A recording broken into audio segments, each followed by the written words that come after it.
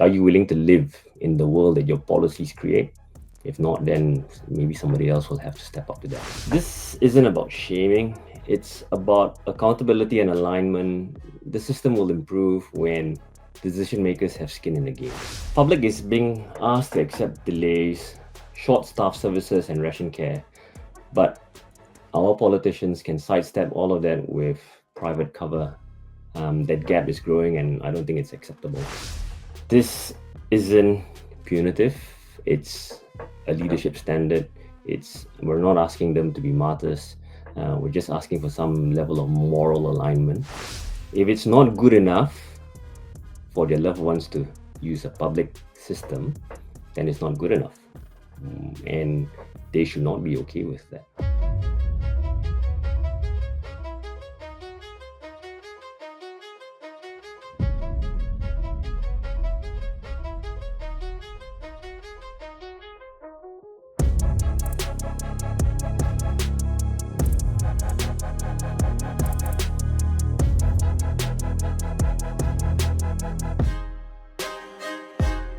Welcome to the front line with Gary Payenda. Thank you for joining me today. We have a great story for you.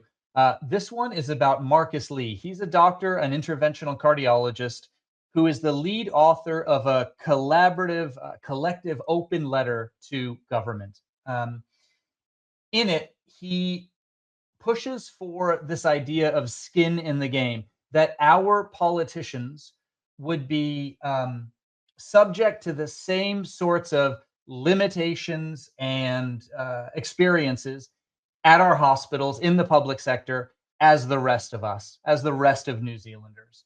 And it's a very tantalizing idea that we would ask politicians to put themselves in the same situation as every other person in the country, relying on the public healthcare system for care for both them and their loved ones. It's a tantalizing idea. It's novel. It's creative, and I think it gets to the heart of transparency and accountability in government. I hope you'll agree. We're now going to talk with Marcus Lee, and at the end of it, I would like you to think about whether you might agree with what he's saying. And if you do, sign on to change.org group sign on letter that will push for this to become a national thing. We want this to be a request that that our politicians cannot easily ignore. And this transcends party bounds. This is Labor. This is national New Zealand First. It doesn't matter. It's a really engaging idea, and I hope you'll enjoy it. So let's listen now to Marcus. Hello, Marcus. Kia ora and tēnā koutou katoa. Kia ora. Thank you for joining us today. Can you describe this letter that you and others have been working on? Essentially, it's a letter for me to the New Zealand politicians that really encompasses how we feel and the effects of some of the policy making that has occurred over the past years from both sides of government. And really, when they make policies, they need to be able to live in those policies. And we want to see some integrity from the leaders who make these policies for us to live in, and we want to see some real change in policy making for healthcare. And so this letter is about calling on politicians to put aside private insurance for themselves and their families, to stand in the system that they have designed, so that at least they can live with us and understand the difficulties some of our patients face. Because if you have an escape hatch, then I think that's very different. So in a nutshell, what you're describing to me in like simple layman's terms is just having skin in the game. It's Just exactly what it's called. not having the ability to run away and hide as a politician, while you're making laws that apply to other people but not yourself. Is that a fair enough summary? Well, that's right. I think if you are okay, let's put it for example. I just had a sabbatical with Air New Zealand, right? Everybody flies Air New Zealand, great little airline. Now, can you imagine if you had a politician that said that I'm only going to fly private airlines? I'm never going to fly Air New Zealand because I haven't invested in it, and my family are going to fly private airlines. What would you think? I think you got to be able to have the ability to say that we've invested in an airline, so our families are safe. We have no problems flying our family on it because we know it's a well and trusted airline service, and we are not going to take a private airplane for our families because we are not sure whether there's been sufficient funding for maintenance and things like that. That's would be a very simple analogy for me. Got it. Got it. Can I just read some of the lines from here, and then maybe we'll discuss a bit? Is that Sure, fine with you? sure. So, we, the Undersigned, believe New Zealand's healthcare system faces unprecedented challenges, yet those making critical decisions about its future retain the luxury of private alternatives. This fundamental disconnect between policymakers and the public they serve undermines both accountability and the quality of healthcare decisions. We propose a simple solution. Any MP entering Parliament should voluntarily waive their right to private healthcare during their tenure. Cabinet ministers should extend this commitment to their immediate family members for both their time in office and an equivalent period thereafter.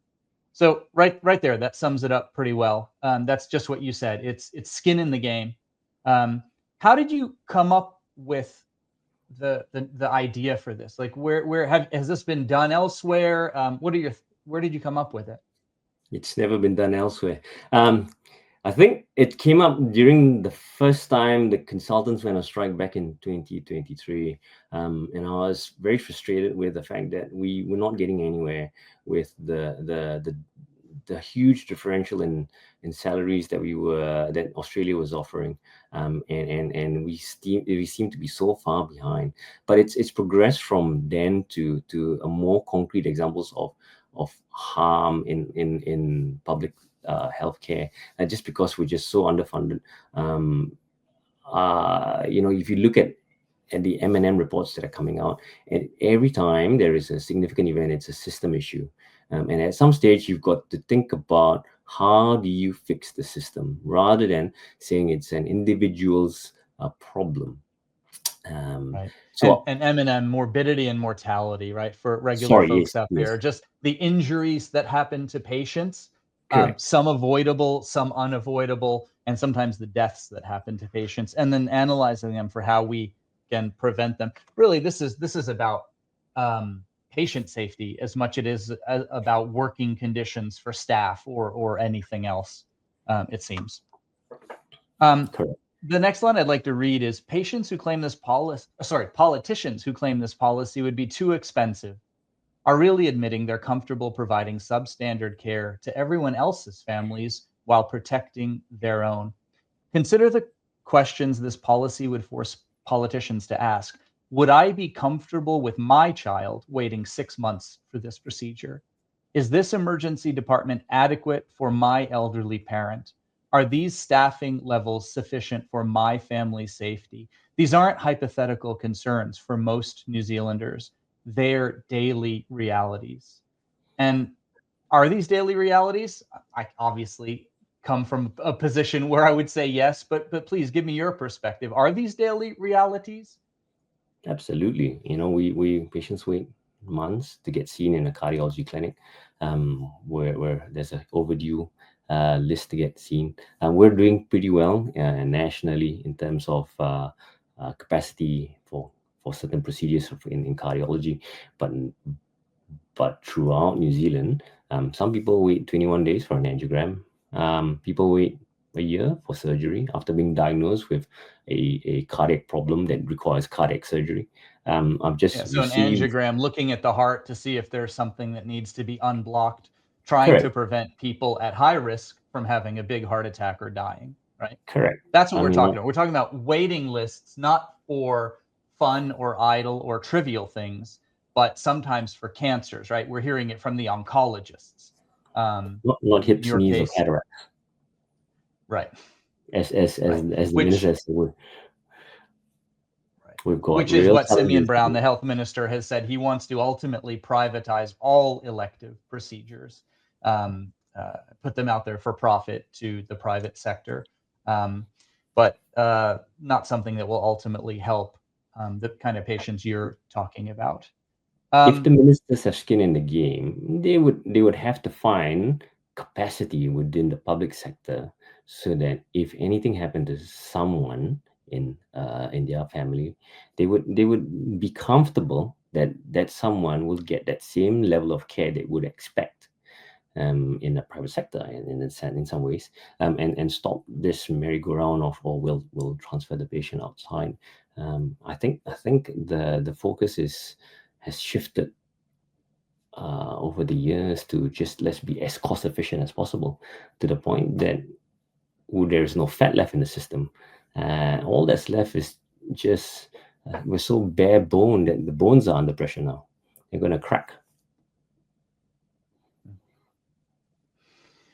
You hear a lot in the media almost every couple of weeks about a new hospital either doubling in size or a new hospital being founded or built, but only in the private sector. So we've got, I think it was Nelson, Christchurch, Auckland, announcing these $100 million private hospital builds, complete with ICUs, intensive care units, which is really interesting because more and more it means that someone like a Christopher Luxon or a Simeon Brown, a wealthy politician, will be able to avoid the public sector almost completely and be in their own more privileged, safer world.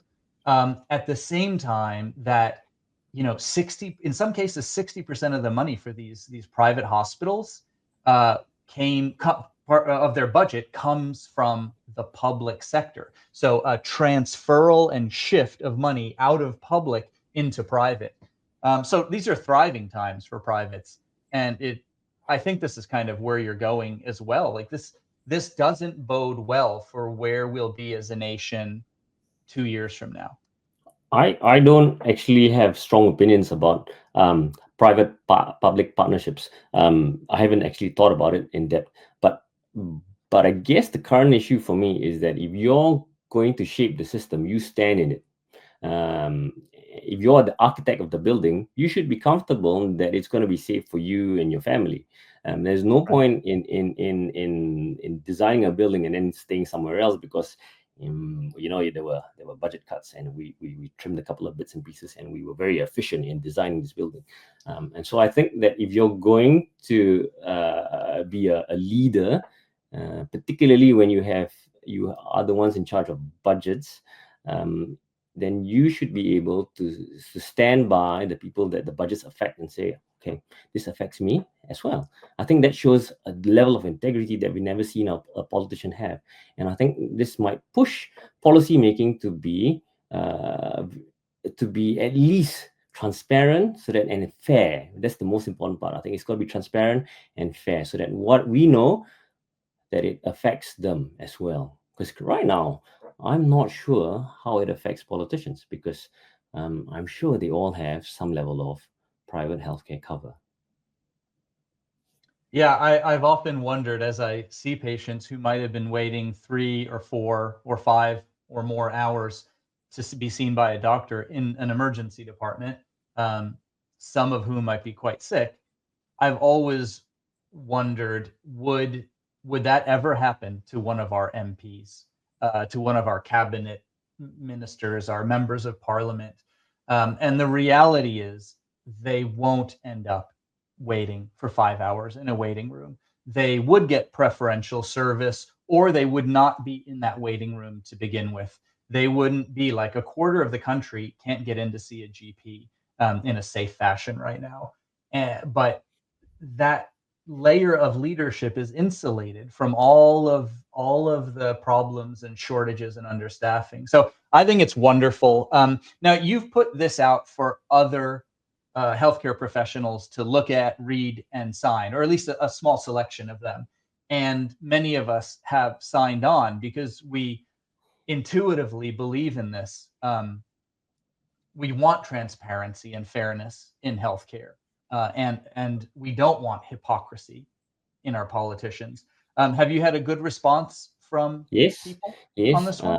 I've had a good response. I've had some, although some have said that we should not be targeting their families. I think that that's exactly what we should be doing. It's not about targeting. It's about alignment.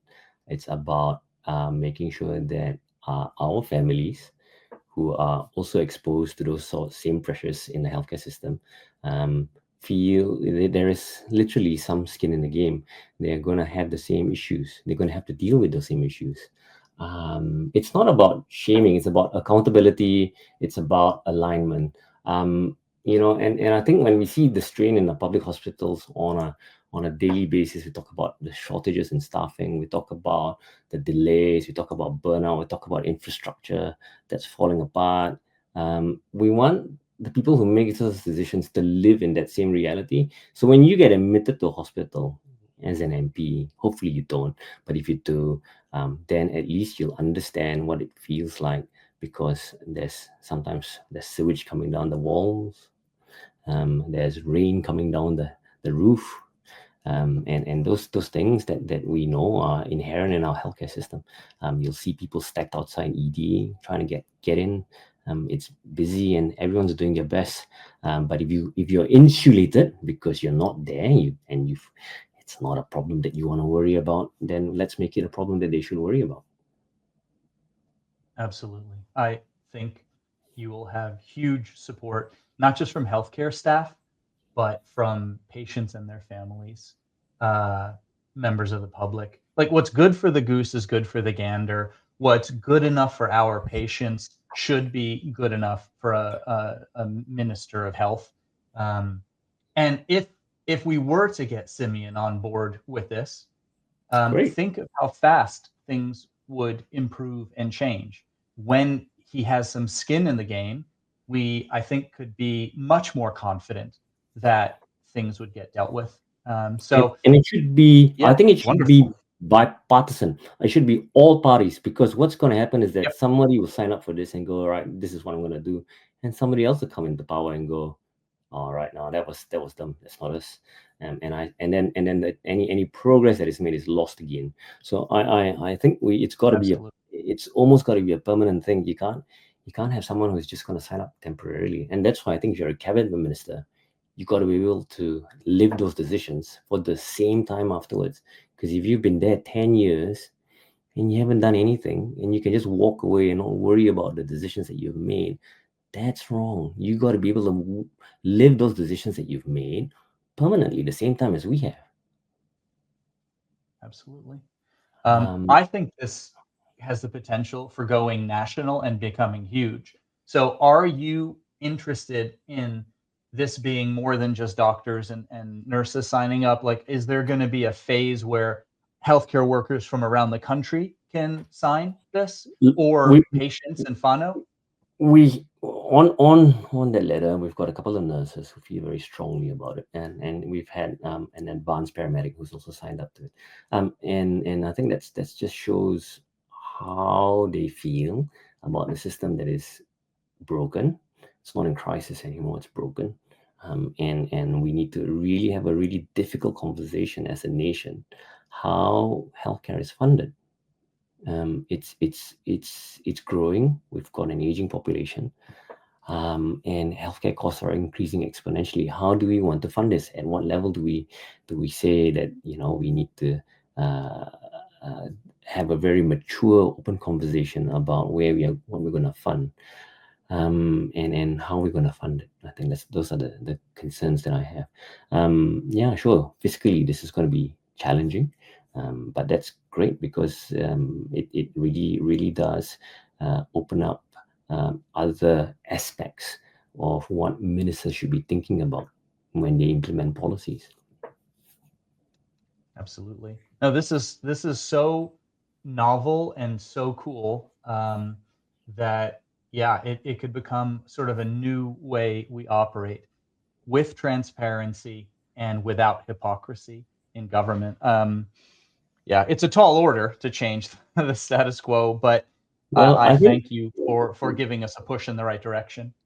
if it may be a tall order, but I think from a public perspective, I think the voters would see this as a significant push for government, and the political pressure I would have thought would for voters to say, hey, yeah, you need to do this because this is the right thing. It's not about, I don't know how you can justify not having any skin in the game. We know that the gap between those who have healthcare insurance and those who don't is enormous.